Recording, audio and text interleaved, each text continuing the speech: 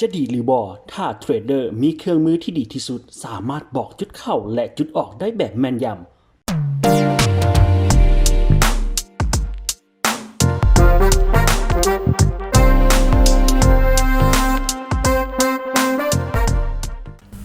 ครับสวัสดีพี่น้องชาวลาวตอนรับเข้าสู่เพจยังเป็นทางการกับเพจ Facebook Trader กันกดไลค์กดแชร์กันได้ในมื้อนี้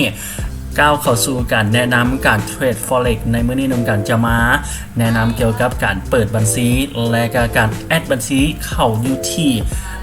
Meta Trader 4 หรือว่า MT4 นั่นเองในมื้อนี้เนาะหลายๆคนอาจจะสับสนเรื่องของการที่จะเข้า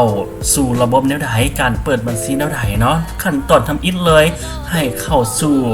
หน้าเว็บไซต์ของพวกเราก็คือ lao.wealthtrade.com นั่นเองนะและเข้ามาสู่หน้านี้แล้วจะเข้ามาก็คือบัญชีส่วนตัวนะเข้ามาบัญชีส่วนตัวแล้วให้เฮาไปแอดก็คือ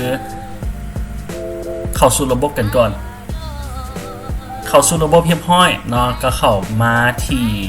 หน้าต่างของการแอดบัญชีเทรดนี่เปิดบัญชีใหม่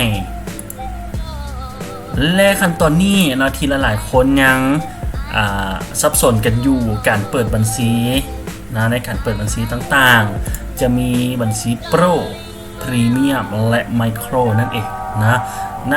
ระหว่างนี้ใครที่ต้องการอยากจะเปิดแพลตฟอร์มบอกว่าจะเป็น Meta Trader 5 Meta Trader 4 นะ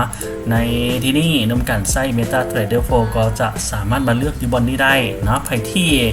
ยังสับสนนะก็คือยังหลายๆคนเลยที่บทันได้เลือกในขอนี้ก็คือเปิดบัญชีมาแล้วเปิดไปเลยบทันได้สลับตัวนี้นะที่เห็นหลายๆคนที่เปิดบัญชีผ่านลิงก์ที่อยู่กล้องคลิปตัวนี้เนาะการเปิดบัญชีถ้าหากว่าใครที่ลึ่งในแพลตฟอร์ม Meta Trader 5 หรือว่า Meta Trader 4 เนาะสามารถสลับบอนนี้ได้เลยในปัจจุบันเราจะมาแนะนำเกี่ยวกับMT4 นั่นเองนะก็คือ Meta Trader 4 เนาะถ้าหากว่าเปิดมาในหน้านี้แล้วเลือกเป็นสกุลเงินในบัญชีนะเป็น US ดอลลาร์ Leverage ตัวนี้นี่จะได้แนะนำกันตื่ม Leverage นี่คืออย่างและการตัว Swap Free นี้คืออย่างเราจะได้มาแนะนำกันเพิ่มเติมโดยปกติแล้วไพ่ที่บ่อยากจะ Overtrade จนเกินไปนะสามารถเลือก Leverage เป็น1 ต่อ 1 ห้อยกันได้หรือว่า1 ต่อ 2 ห้อยกันแล้วแต่นะในที่นี้นำการจะเลือกเป็น Leverage 1 ต่อ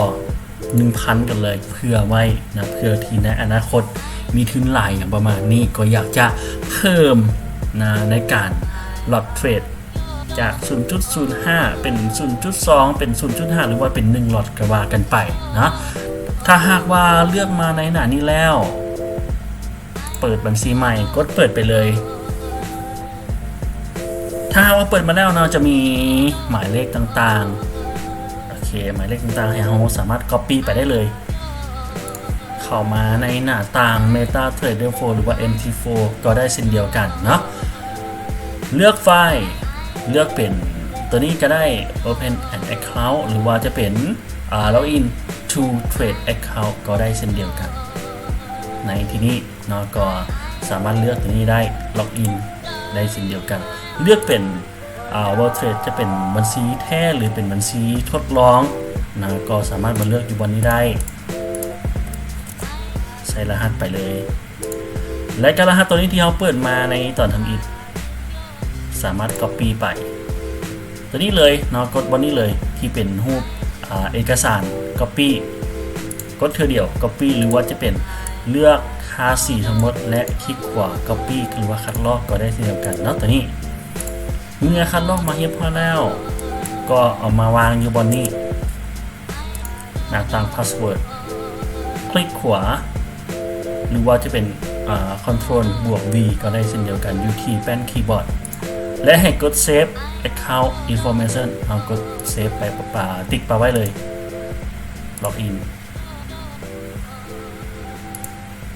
โอเคถือว่าเรียบร้อยถ้าขึ้นมาในหน้าต่างMailbox ถือว่าเรียบร้อยกันนะสามารถแอดในส่วนของครูสกุลเงินมาได้เลย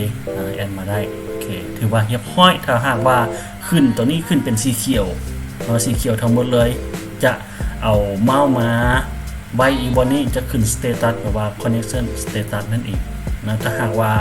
บ่ได้ก็จะขึ้นเป็นแบบว่า connection เอียงต่างๆบ่ได้นั่นเองนะก็จะเป็นสีแดงง่ายๆนะในการที่จะเปิดบัญชีเทรดหรือว่าล็อกอินเข้าสู่ MetaTrader 4 นั่นเองและแนะนำกันเติมเนาะสำหรับใครที่เป็นมือใหม่อยากจะรู้ว่าบัญชีต่างๆใช้เพื่ออย่างแน่และการในการฝากเงินเริ่มต้นเนาะสำหรับบัญชีไมโครการฝากเริ่มต้นแมน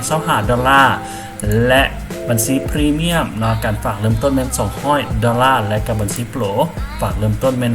$500นั่นเองนะกับขั้นตามในการฝากนะใครที่อยากจะ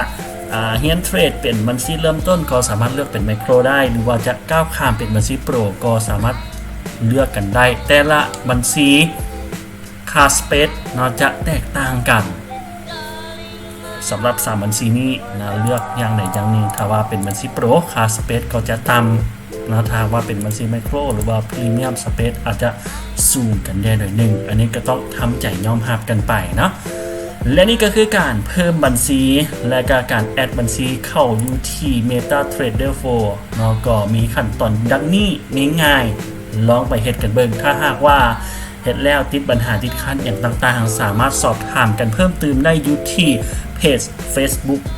Trader กันนะพิมพ์ไปโลดว่า Trader กันหรือว่าส่งขอความหาส่วนตัวก็ได้เช่นเดียวกันที่หมายเลขโทรศัพท์020 75 421หรือว่า7777 7421ง่ายๆเนาะแล้วพบกันในคลิปต่อไปสบายดี